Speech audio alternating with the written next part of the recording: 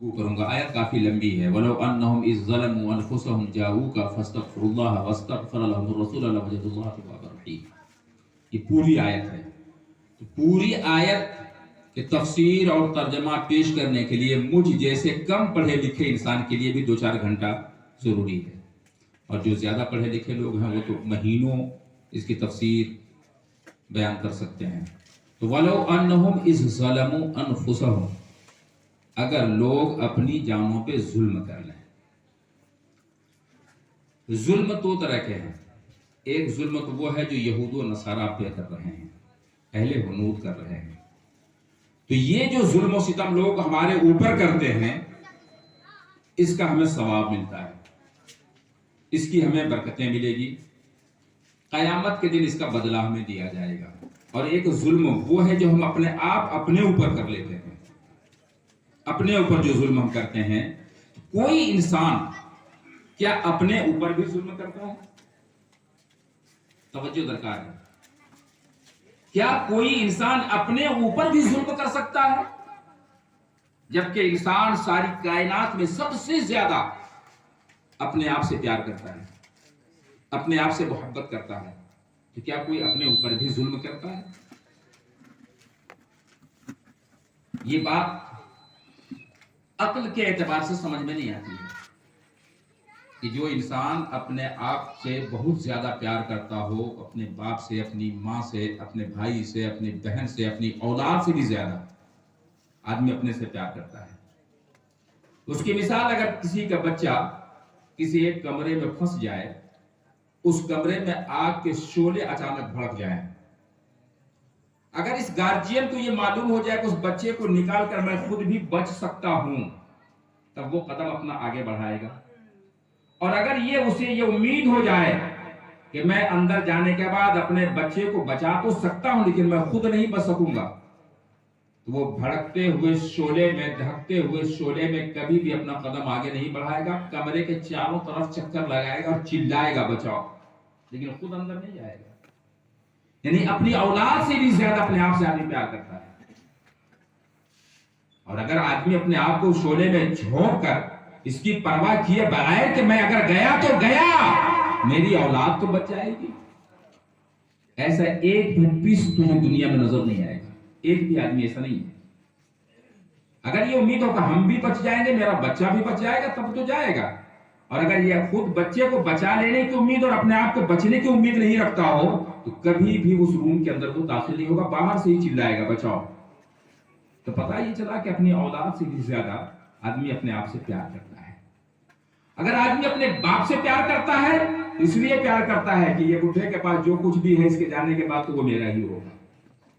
اور اگر باپ بھی اپنی اولاد سے پیار کرتا ہے تو اس لیے پیار کرتا ہے کہ یہ بیٹا کل ہمارے بڑھاپے کا سہارا ہوگا، ہمارا نام روشن کرے گا اور ہمارے لیے آرام و آسائش کا سرمایہ فراہم کرے گا. یہ اولاد سے اس لیے بھی محبت کرتا ہے. تو باپ سے محبت کرتا ہے اس لیے کہ اس کے جائیداد اپنی ہونے والی ہے. اولاد سے اس لیے محبت کرتا ہے کہ یہ میرا نام روشن کرنے والا ہے، بڑھاپے کا سہارا بننے والا ہے. لیکن اس کے بعد بھی قرآن یہ کہتا ہے کہ لوگ اگر اپنی جانوں پہ ظلم کریں، تو پہلے آپ ظلم کے مفہوم کو سمجھ لیجئے. الظلم وضع الشیء الی غیر محلہ. ظلم کہتے کسے ہیں؟ ظلم کہتے ہیں کسی چیز کو اس کے مقام کے علاوہ کسی دوسرے مقام پر رکھ دینے کو اسے ظلم کہا جاتا ہے. جیسے ایک بات اور سمجھ لیجئے، اگلدان سمجھ رہے ہیں نا آپ لوگ؟ اگلدان سمجھتے ہیں؟ وہ ایک ہاتھ دھونے والا ہوتا ہے چلمچی، اس کو بھی سمجھ رہے ہیں؟ اگر کوئی آپ کو اگلدان میں پانی پینے کے لیے دے گا تو پیجیے گا؟ نہیں، غیر مستعمل ہے، نیا ہے، باؤنڈری کریم، ابھی مارکیٹ سے آیا ہے، بالکل نیا. لیکن اس میں پانی پینے کے لیے دے گا اگر کوئی تو پیجیے گا، پانی کوئی پیے گا اس میں؟ کیوں؟ ناجائز ہو گیا، پانی حرام ہو گیا، مکروہ ہو گیا، کچھ بھی نہیں ہوا. لیکن اس کے بعد بھی آپ اس میں پانی پینا پسند نہیں کریں گے. چیلمچی میں بالکل نیا بھی مارکیٹ سے خرید کے لایا، اس میں بریانی لا کر کے آپ کو رکھ دے، حیدرآبادی بریانی، اتنا کھانا کھا لیجیے تو اس میں کھانا کھائیے گا؟ نہیں کھائیں گے. اس لیے کہ بنانے والوں نے اس کو بنایا ہاتھ دھونے کے لیے. بنانے والے نے اس کو بنایا تھوکنے کے لیے. اگر کوئی گلاس آپ کے سامنے رکھے گا اس میں تھوکیے تو تھوکیے گا. گلاس میں تھوکنا پسند نہیں کیجیے گا. چلمچے میں پانی پینا پسند نہیں کیجیے گا. اگلدان میں شربت پینا پسند نہیں کیجیے گا. تو آخر یہ بتایا کس نے آپ کو کہ یہ تھوکنے کے لیے ہے, یہ ہاتھ دھونے کے لیے ہے, یہ پینے کے لیے ہے؟ یہ ہم نے بنایا, ہم نے بتایا کیا؟ یہ انسانوں نے بنایا. انسانوں نے اس کا کام اور مطلب بھی سمجھایا کہ اگلدان تھوکنے کے لیے ہے, چلمچی ہاتھ دھونے کے لیے ہے, گلاس پانی پینے کے لیے ہے. تو بنانے والوں نے, موجد نے اس کا ایجاد کیا اور آپ کو اس کا مطلب بھی اور اس کی ضرورت بھی سمجھا دیا کہ یہ اس کام کے لیے ہے. تو آپ اس میں پانی نہیں پی سکتے, کھانا نہیں کھا سکتے, گلاس میں آپ تھوک نہیں پھینک سکتے. تو جو جس کام کے لیے بنایا گیا ہے, تو دنیا کے بنانے والے کمپنی کے کہنے پہ تجھے اتنا بڑا اعتبار کہ اس کے خلاف آپ نہیں کر سکتے. تو خدا رب ذوالجلال کی بارگاہ میں معروضہ پیش کرو کہ پروردگارا تو نے ہمیں کس لیے پیدا کیا ہے؟ مولا تو نے ہمیں کس لیے پیدا کیا؟ اگر اللہ نے جس مقصد کے لیے ہمیں پیدا کیا ہے, اگر اس مقصد کے مطابق اگر ہم کام کرتے ہیں تب تو یہ انصاف ہے, اور اس کے خلاف اگر کام کرتے ہیں تو یہ ظلم ہوگا اپنے ساتھ, یہ اپنے اوپر ظلم ہوگا. اللہ نے آنکھیں دی ہے تو رب کے مشیت کے مطابق اگر ہم دیکھیں تب تو یہ انصاف ہے. اگر رب کے مرضی کے خلاف اگر ہم دیکھتے ہیں تو یہ ظلم ہے. اللہ نے کان دیا ہے جائز نغمات کو سننے کے لیے, اگر اس سے غلط نغمات کو, اگر ہم غلط گانوں کو سنتے ہیں تو یہ اپنی سماعت پہ یہ ظلم ہے.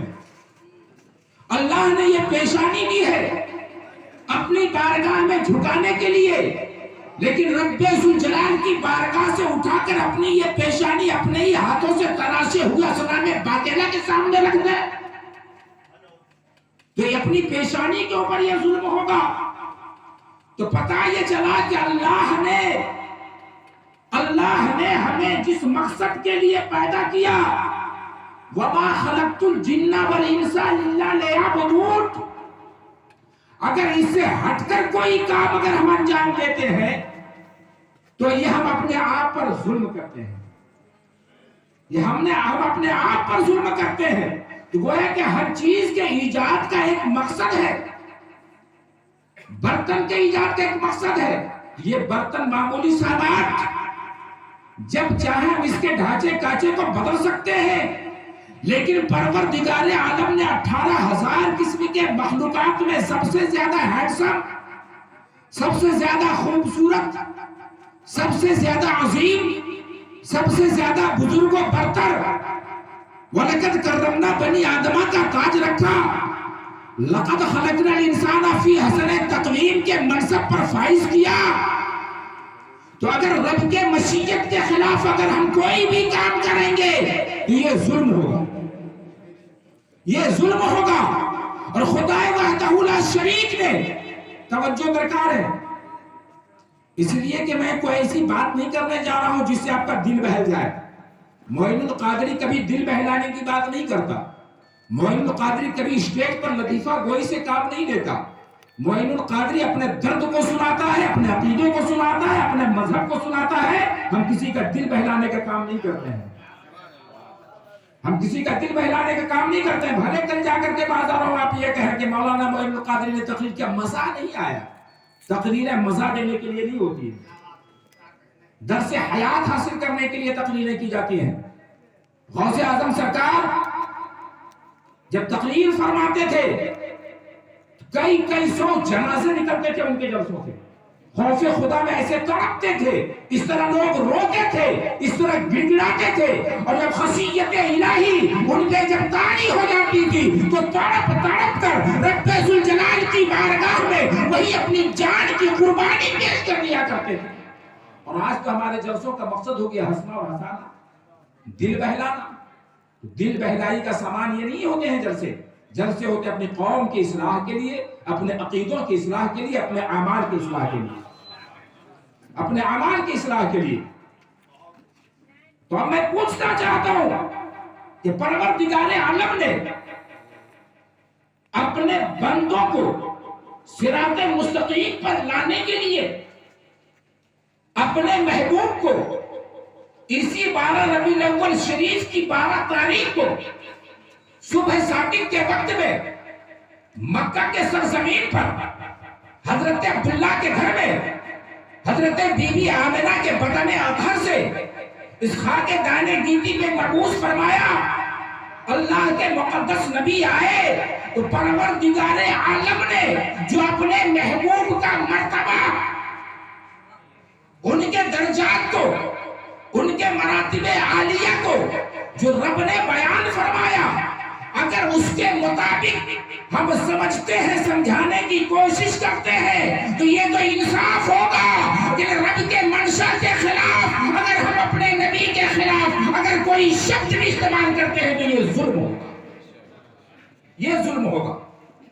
جیسے ایک بات میں بتانا چاہتا ہوں، پیچھے سے لے کر یہاں تک آپ نے بیٹھنے کا انتظام کیا ہے، تو میں آپ سے پوچھوں گا کہ آپ اس کرسی کا کنارہ کہاں ہے، اس کا آخری کہاں ہے؟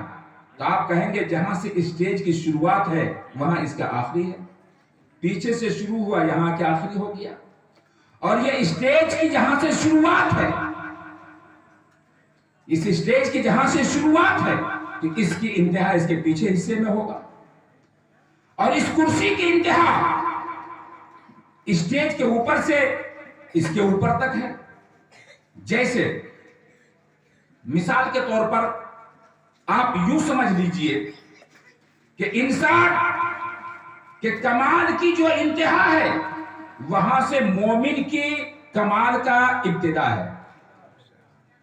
یہ غور سے سنیں، جہاں سے انسان کے کمال کی انتہا ہے وہاں سے مومن کی کمال کی ابتدا ہے، اور جہاں مومن کے کمال کا انتہا ہے، جہاں مومن کے کمال کی انتہا ہے وہاں سے ولیوں کی کمال کا ابتدا ہے، اور جہاں ولیوں کے کمال کی انتہا ہے وہاں سے غوث کے کمال کی ابتدا ہے، اور جہاں غوث کے کمال کی انتہا ہے وہاں سے فرد جو ولایت کا سب سے اونچا درجہ ہوتا ہے وہاں سے اس کی کمال کا ابتدا ہے، اور جہاں اس کے کمال کا انتہا ہے وہاں سے شہداء کے کمال کی ابتدا ہے، اور جہاں سے شہداء کے کمال کی انتہا ہے وہاں سے صدیق کے کمال کی ابتدا ہے، اور جہاں صدیق کے کمال کی انتہا ہے وہاں سے نبی کی